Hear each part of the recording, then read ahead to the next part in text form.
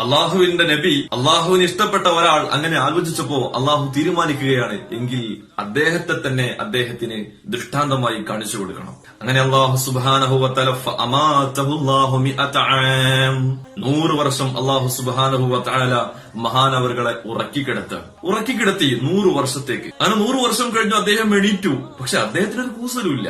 കണ്ണു തുറന്നു. അപ്പോഴതാ തൊട്ടടുത്തേക്ക് ഒരു മലക്ക് വന്നിട്ടുണ്ട്. മലക്ക് ചോദിച്ചു മഹാനവറുകളോട്, ഒരു മനുഷ്യരൂപത്തിൽ വന്നതാ, നിങ്ങൾ എത്ര കാലം ഇവിടെ കഴിച്ചുകൂട്ടി?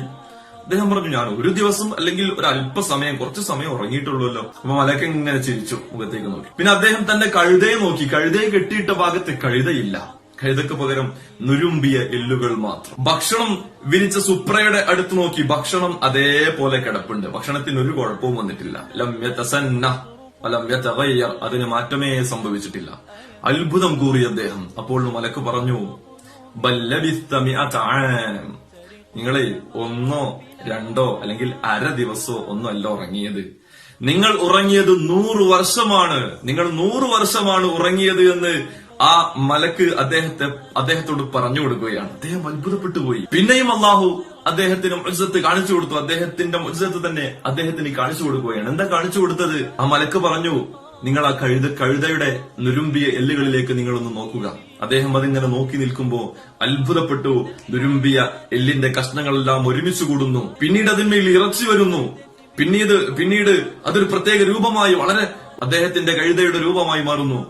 പിന്നീട് അതിൽ റൂഹ് വരുന്നു. അത് ജീവനോടെ തുള്ളിച്ചാടി അടുത്തേക്ക് വരുന്നു. അത്ഭുതപ്പെട്ടു പോയി മഹാനായ ഉസൈർ റളിയല്ലാഹു അൻഹു. അവിടെ നിന്ന് ഈ 2 ദൃഷ്ടാന്തങ്ങൾ കൃത്യമായി കാണിച്ചു കൊടുത്തു. മറ്റൊരത്ഭുതം, അദ്ദേഹത്തിന്റെ ഭക്ഷണത്തിന് ഒരു പോറലും ഏറ്റിട്ടില്ല.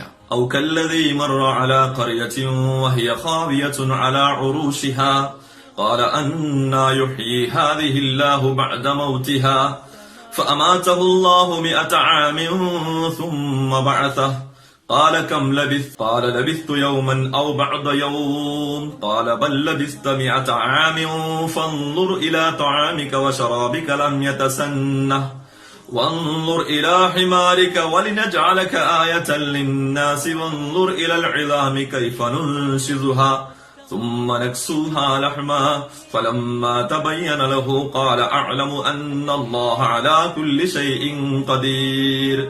ഈ സംഭവങ്ങളെ കണ്ടു കഴിഞ്ഞപ്പോ മഹാനവറുകൾക്ക് മനസ്സിലായി, അല്ലാഹു സുബ്ഹാനഹു വ തആല വിചാരിക്കുന്നില്ല, അല്ലാഹു അലാ കുല്ലി ഷൈഇൻ ഖദീർ. മഹാനവറുകൾ ഉറപ്പിച്ചു, അല്ലാഹു എല്ലാ കാര്യങ്ങൾക്കും കഴിവുള്ളവനാണ്.